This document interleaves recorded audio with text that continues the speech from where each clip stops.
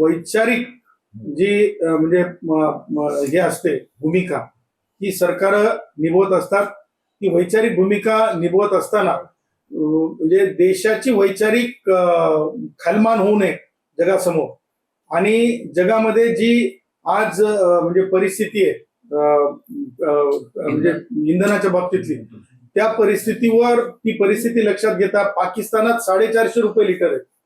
450 रुपये लिटर आहे.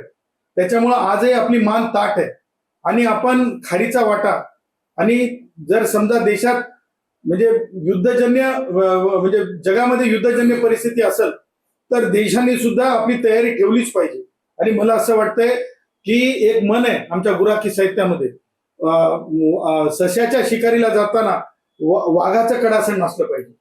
म्हणजे माहित नसतंय की पुढं ससा आहे की वाघ आहे. त्याच्यामुळे सश्याच्या शिकारीला जाताना वाघाचं कडासन असलं पाहिजे. म्हणजे वाघाशी लढण्याची तयारी असली पाहिजे.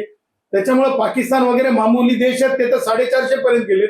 आज आपल्याला अमेरिका आणि मिडल ईस्ट वाल्यांसोबत सुद्धा म्हणजे किती लांब पल्ला गाठायचा आहे. त्या लांब पल्ल्याच्या आधारावर जर आपण अगोदरच आपली तयारी ठेवत असू तर मला असं वाटतंय या बाबतीला आपण म्हणजे टार्गेट किंवा या बाबतीला आपण स्टंट करून पाहण्यापेक्षा आपण ह्या बाबतीला युद्धजन्य जागतिक परिस्थितीच्या आधारावर आपण तयारीत राहिलं पाहिजे असं मला म्हणजे आवर्जून सांगायचं. म्हणजे तुम्हाला इनडायरेक्टली असं सांगायचं की 2-3 रुपयाची झड नागरिकांनी सोचली पाहिजे आपल्या देशहितासाठी. मला असं वाटतंय की ही काही काळापुरती असू शकते. ही कालनिरूप लक्षात ठेवा कायमस्वरूप असेल असं मला वाटत नाही.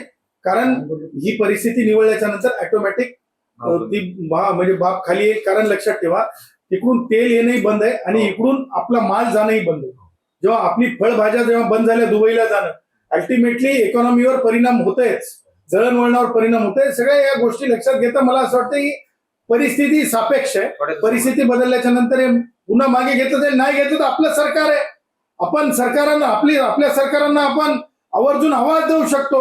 आपण भांडू शकतो आणि आपण ते हे आहे ते कमी करू शकतो. थँक्यू.